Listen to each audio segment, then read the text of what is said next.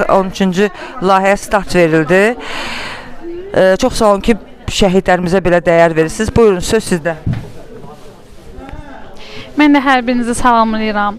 Mən ilk öncə onu deyim ki, çox qürur duyuram. Çox böyük bir şərəf hissi ilə bu müsahibəni verirəm ki, mən 23 yaşımda bu qədər şəhid anasının necə deyim, ürəyini fəth eləyə bilmişəm. Gələk layihəmiz haqqında. Layihəmiz 100 şəhidə şeir. Adı bu şəkildədir. Ancaq ki, onu qeyd edeyim ki, bu sadəcə 100 şəhid deyil. Bu, çünki bizim yüzlərlə şəhidimiz var ölkəmizdə.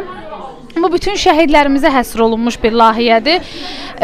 Layihəmizin hal-hazırda 14-cü tədbirindəyik və bu gündən sonra da layihələrimiz yenə bu şəkildə olduğu kimi davam eləyəcək. Layihənin məqsədi isə ondan ibarətdir ki, şəhidlərimizin xatirəsinə şeirlərin yazılması, onlar üçün kitabların yazılması, onlar üçün poemaların yazılmasıdır və qeyd edelim ki, bu tamamilə tam təmənnasız bir şəkildə həyata keçirilir. Və burada sadəcə tək bir məqsədimiz də ondan ibarətdir ki, şəhid analarının azıcıq da olsa, belə deyim, o yaralarına məlhəm ola bilək. Düzdür, ola bilməliyik, amma azıcıq da olsa biz də öz üzərimizə düşəni yerinə yetirmək üçün belə deyim, belə bir layihəyə başlatmışıq və yenə deyirəm, mən çox qürur duyuram, çox şərəf duyuram ki, bugün buradayam.